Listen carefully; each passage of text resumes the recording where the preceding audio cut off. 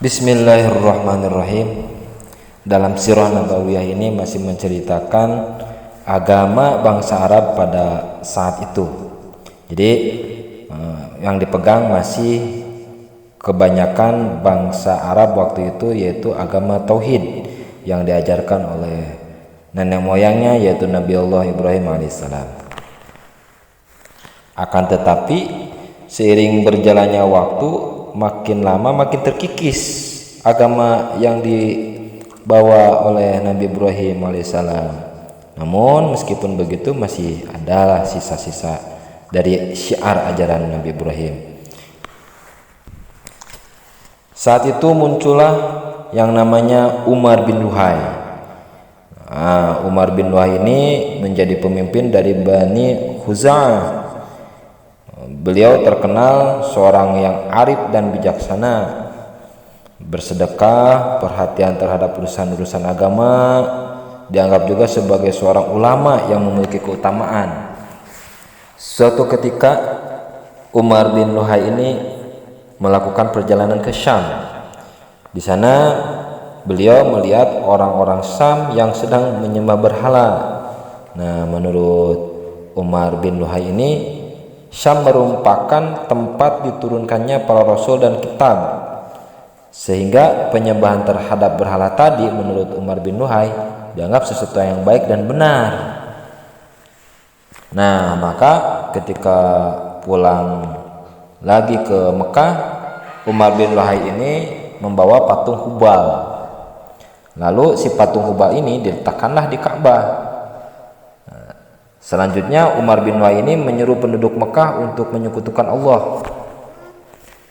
Hal ini sudah tentu disambut baik oleh orang-orang penduduk Mekah pada waktu itu, karena ya melihat kejujuran dan kebenaran di wajah Umar bin Luhai ini. Di samping orang-orang Mekah, penduduk Hijaz pun ikut pada penyembahan ini karena mereka juga dianggap sebagai pengawas Ka'bah dan penduduk tanah suci. Nah, disinilah awal mulanya penyembahan berhala itu diawali dari Umar bin Luhai. Ada 3 berhala besar yang ada pada waktu itu. Berhala ini merupakan berhala penting bagi bangsa Arab. Di antaranya berhala Manat. Berhala ini ditempatkan di Musyalah di tepi Laut Merah di dekat Kudaid.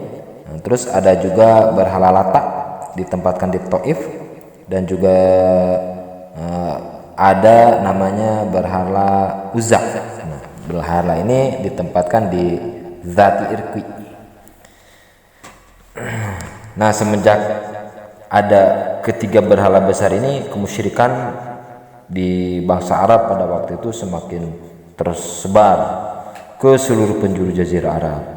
Hampir di setiap rumah ada berhala-berhala kecil. Dikisahkan bahwa Umar bin Luhai ini, ceritanya dulu dia bisa mengendalikan jin.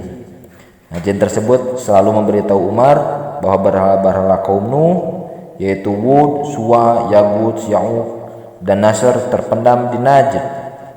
Nah, kemudian Umar bin Luhai ini mengutus jin untuk mengambil dan membawa ke Tuhamah.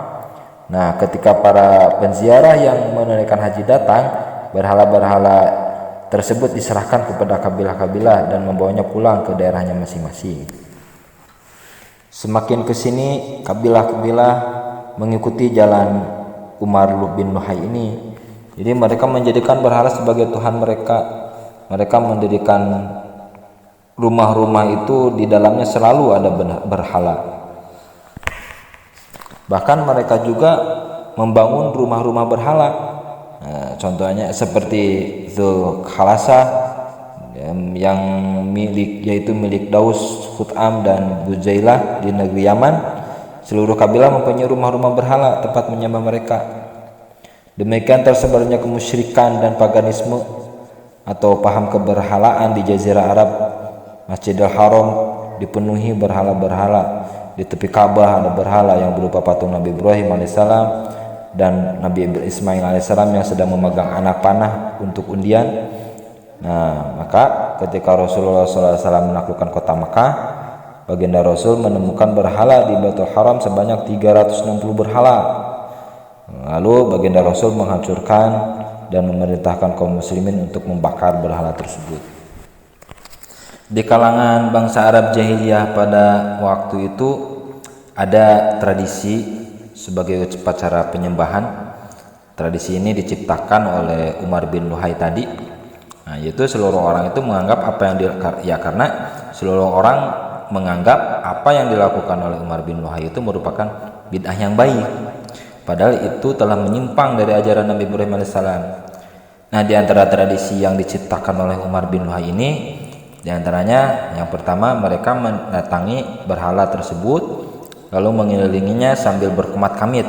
Pada waktu itu, saat mereka menghadapi kesulitan, mereka datang memohon pertolongan, berdoa untuk memenuhi kebutuhan mereka. Dan mereka meyakini bahwa berhala tersebut akan memberikan syafaat di hadapan Tuhan nanti dan dapat mewujudkan apapun yang mereka inginkan. Ini yang pertama. Yang kedua, bangsa Arab jahiliyah pada waktu itu menunaikan ibadah haji dan melakukan tawaf di sekitarnya, merunduk dan sujud di hadapan Ka'bah itu. Yang ketiga, mereka melakukan taqarrub kepada Tuhannya dengan berbagai kurban, menyembelih hewan atas nama berhala.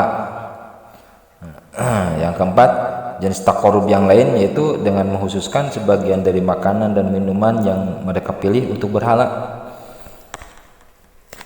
Yang kelima, jenis taqarrub yang lain diantaranya bernazar akan menyajikan sebagian dari hasil panen dan ternak mereka untuk berhala.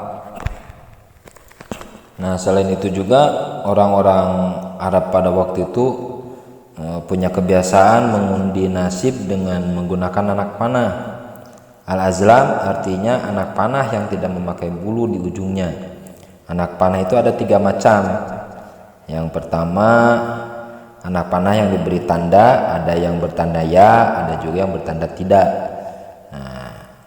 Dan yang terakhir itu yang tidak memiliki tanda apa-apa. Jadi anak panah itu ada yang bertanda ya, yang kedua ada yang bertanda tidak, dan yang ketiga yang tidak ada tanda apa-apa.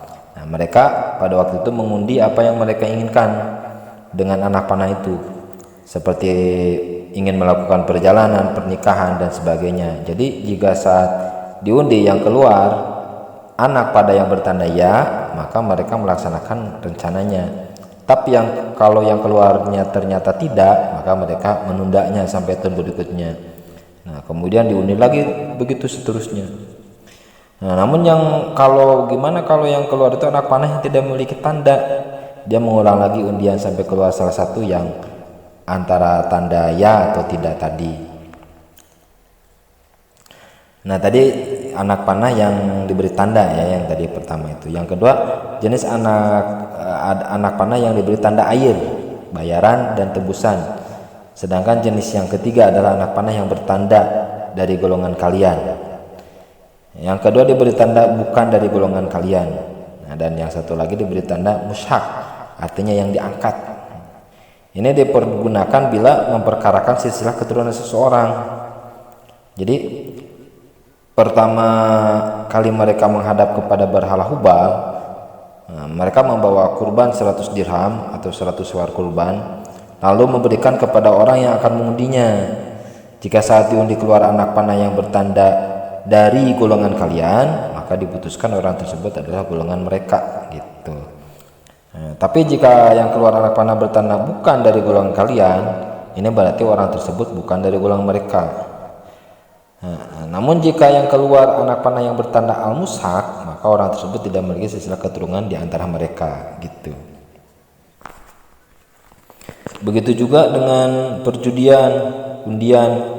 Mereka selalu bangsa Arab pada waktu itu membagikan daging hasil penyembelihannya berdasarkan hasil undian. Bangsa Arab pada waktu itu juga percaya kepada hasil ramalan dukun atau ahli nujum. Peramal atau dukun adalah orang yang dapat mengetahui kejadian yang akan terjadi di kemudian hari. Mereka biasanya mengaku dapat mengetahui hal yang gaib. Bahkan ada yang mengaku juga bahwa dia itu memiliki pengikut dari bangsa jin. Mereka juga yang mengaku dapat mengetahui hal-hal dari hubungan sebab dan akibat atau isyarat dari perkataan, perbuatan, atau keadaan orang yang bertanya kepadanya. Orang yang seperti ini itu disebut arif atau orang pintar. Mereka ada yang dapat mengetahui barang dicuri atau barang yang hilang. Sedangkan ahli nujum adalah mereka yang menggunakan perbintangan sebagai alat untuk menghitung perjalanan dan peredarannya sehingga bisa menarik kesimpulan tentang apa yang akan terjadi di kemudian hari. Nah, orang-orang Arab pada waktu itu percaya pada ahli-ahli nujum dan orang-orang pintar lah intinya gitu. Berikut kisahnya dilanjut kemudian, yaitu tentang garis keturunan Rasulullah SAW. Jadi yang dibahas barusan adalah tentang agama bangsa Arab pada waktu itu sebelum kedatangan Islam.